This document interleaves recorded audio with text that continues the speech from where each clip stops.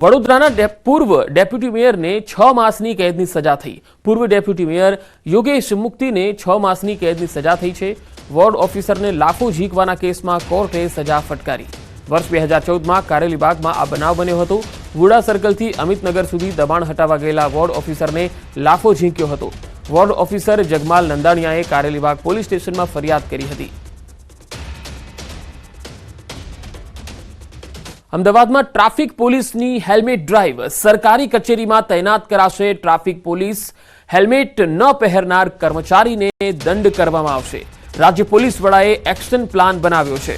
સરકારી કચેરીની બહાર ઊભી રહેશે ટ્રાફિક પોલીસ।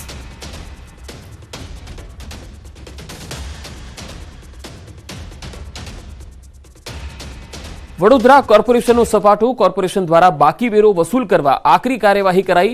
માત્ર 12 દિવસમાં 20,000થી વધુ મિલકતો સીલ કરવામાં આવી। મિલકત ધારકોને નોટિસ આપી વોરંટ બજાવવામાં આવ્યા। 724 કરોડની આવકના લક્ષ્યાંક સામે 535 કરોડની આવક થઈ।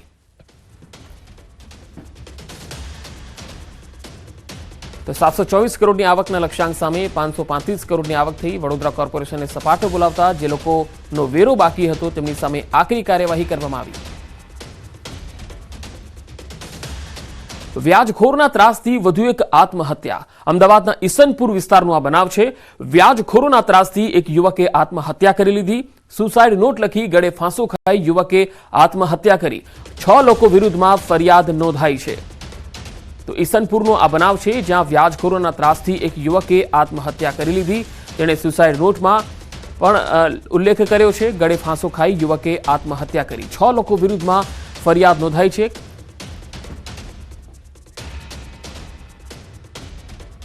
મહેસાણામાં શૂટર ઝડપાયો હોવાની માહિતી આવી છે। પરા વિસ્તારમાં શૂટર ઝડપાયાની માહિતી મળી રહી છે। બિશ્નોઈ ગેંગનો સાગરીત હોવાની આશંકા છે। 4 દિવસ પહેલા હરિયાણા પોલીસે તેની ધરપકડ કરી હતી। ભાડાના મકાનમાં રહેતો હતો આરોપી। ગઈકાલે શૂટરને મહેસાણા પરત લવાયો હોવાની માહિતી છે। છેલ્લા 1 મહિનાથી મહેસાણામાં રહેતો હતો। નામ બદલીને ભાડાના મકાનમાં રહેતો હતો। અઠવાડિયું રહ્યા 10 દિવસ જ રહ્યા પછી કે અમારે રજા પડી તે ઘરે ગયા અને આ જે મનોજસિંહ સર એ 2 દિવસથી જ આવ્યો હતો અને 5મી તારીખે બપોરે 2:30 વાગે એને પોલીસ આવીને પકડી ગઈ અને અમે કીધું તું ભાડા કયા કરવાનું કે તમારું આધાર કાર્ડ કે કરીશું પણ ખાસ રહ્યા જ ના એટલે। લોક સાહિત્યકાર માયાભાઈ આહિરની તબિયતમાં સુધારો થયો છે। માયાભાઈ આહિરે હોસ્પિટલમાંથી કહ્યું છે, બધાને જય સિયારામ, આપણે એકદમ રેડી છીએ, કોઈએ ચિંતા કરવાની જરૂર નથી। ગઈકાલે કડીના જુલાસણમાં ચાલુ ડાયરામાં માયાભાઈની તબિયત લથડી ગઈ હતી। બાદમાં અમદાવાદની એપેક્સ હોસ્પિટલમાં સારવાર માટે લવાયા હતા।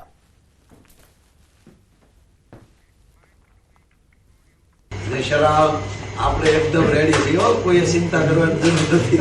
જય શરાબ, આપણે એકદમ રેડી થયો, કોઈ ચિંતા કરવાની જરૂર નથી। જય શરાબ, આપણે એકદમ રેડી થયો, કોઈ ચિંતા કરવાની જરૂર નથી। અમદાવાદના મણિનગર વિસ્તારમાં એક પાગલ પ્રેમી વાઘના પાંજરામાં ઘૂસ્યો હતો। પ્રેમિકા માટે વાઘના પાંજરામાં ઘૂસવાની હિંમત કરી હતી, જે બાદ પોલીસે યુવકની ધરપકડ કરી કાયદેસરની કાર્યવાહી કરી। ઉત્તર પ્રદેશનો અરુણ કુમાર પાસવાન પ્રેમિકાને ઇમ્પ્રેસ કરવા સફેદ વાઘના પાંજરામાં ઝાડ પર ચડી ગયો હતો। પ્રેમિકા સાથે ફોન પર ઝઘડો થતા તેણે મનાવવા માટે આ કૃત્ય કર્યું। લોકોએ બૂમાબૂમ કરતા પ્રાણી સંગ્રહાલયના સ્ટાફે યુવકને બહાર કાઢ્યો। સમગ્ર ઘટનાનો વિડીયો પણ વાયરલ થયો છે।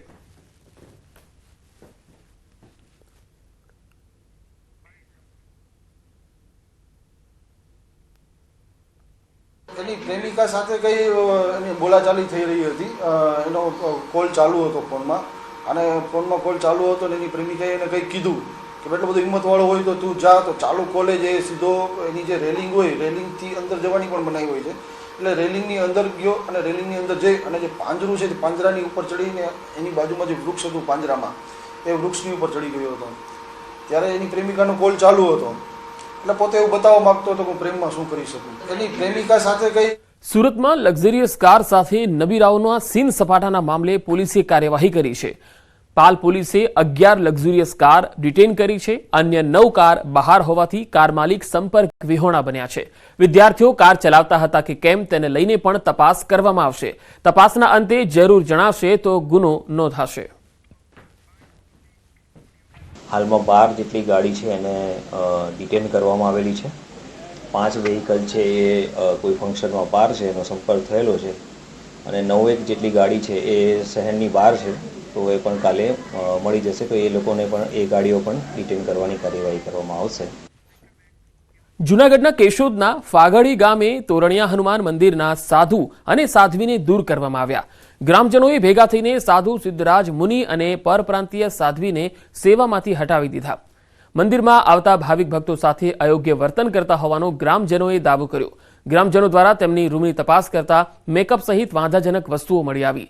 છેલ્લા 1 વર્ષથી વધુ સમયથી બંને સાધુ સાધ્વી મંદિરની સેવા સંચાલન કરતા હતા. હાલ અરુણા મુનિ સાધ્વીને મંદિરની સેવા સંચાલનની જવાબદારી સોંપાઈ છે.